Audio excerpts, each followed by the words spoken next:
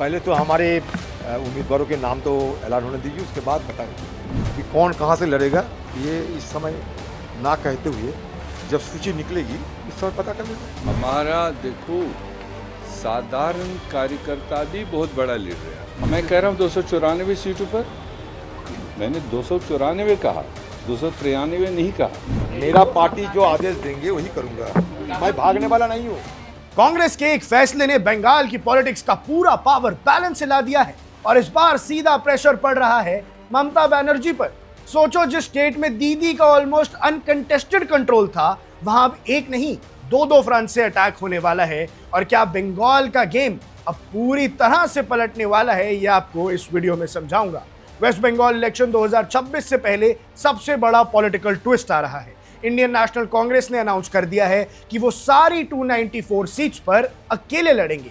और ये कोई छोटा डिसीजन नहीं था दर्शकों, क्योंकि हिस्टोरिकली कांग्रेस बंगाल में लेफ्ट के साथ अलायंस में लड़ती है। लेकिन इस बार no alliance, no compromise, pure एकला चलो स्ट्रैटेजी।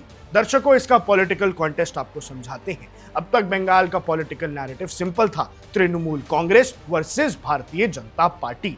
एक क्लियर बाइपोलर फाइट थी जहां ममता बनर्जी वर्सेस बीजेपी का डायरेक्ट मुकाबला था। लेकिन कांग्रेस की सोलो एंट्री के बाद ये फाइट बन गई है मल्टी कॉर्नर्ड बैटल, जहां हर सीट पर इक्वेशन अलग होगी और हर सीट पर वोट टूटेंगे। सबसे पहले आपको पहली प्रॉब्लम समझाते हैं कि कैसे माइनॉरिटी वोट बैंक स्प्लिट होगा, जो सबसे बड़ा टेंशन का कारण है टीएमसी के लिए।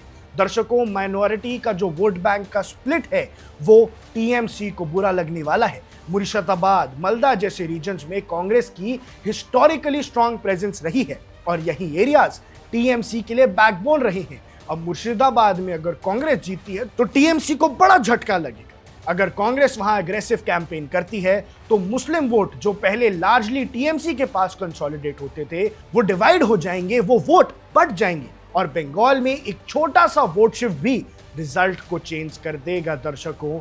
और ये जाएगा बीजेपी के फेवर में, क्योंकि ममता के वोट काटेगी कांग्रेस। और दर्शकों, इसके बाद दूसरी प्रॉब्लम है ममता के गढ़ पर डायरेक्ट अटैक।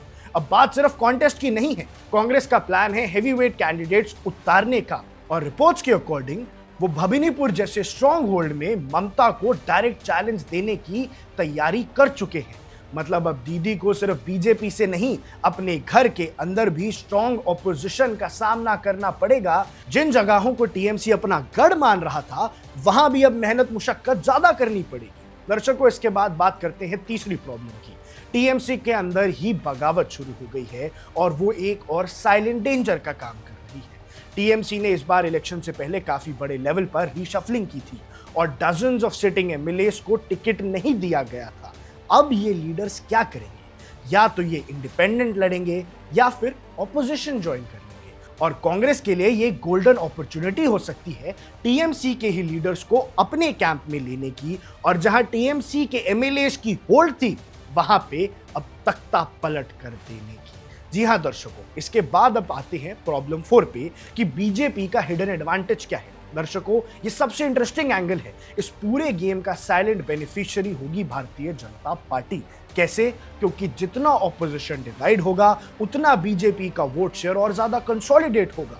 2021 इलेक्शंस में भी यही पैटर्न दिखा था, जहां कांग्रेस और लेफ्ट का वोट स्प्लिट हुआ और बीजेपी ने उसका फायदा उठाया था। 2026 में अगर वही रिपीट होता है तो बंगाल का रिजल्ट काफी सरप्राइजिंग हो सकता है और जिस रिजल्ट की उम्मीद बीजेपी लगाए बैठी है शायद वो उन्हें मिल सकता है। दर्शकों, लेकिन दीदी भी इतनी आसान ओपोनेंट नहीं है।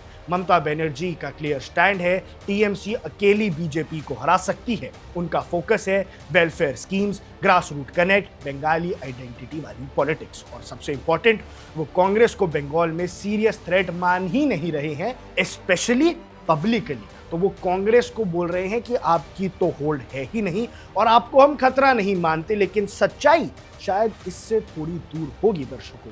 ग्राउंड पर सिचुएशन इतनी सिंपल नहीं है। मल्टी कॉर्नर फाइट का मतलब है वोट शेयर का फ्रैगमेंटेशन, यानी वोट शेयर का बंटवारा। क्लोज कॉन्टेस्ट होंगे कई सारी सीट्स पे और इसके बाद जो रिजल्ट्स हैं वो अनप्रेडिक्टेबल हैं। ये इलेक्शन अब सिर्फ पॉपुलैरिटी का नहीं, स्ट्रैटेजी और वोट मैनेजमेंट का गेम बन चुका है। आपको क्या लगता है, आपकी क्या राय है, हमें कमेंट सेक्शन में जरूर बताइएगा। आप देख रहे हैं वन इंडिया, मैं हूं आकुश Kaushik. Subscribe to One India and never miss an update. Download the One India app now.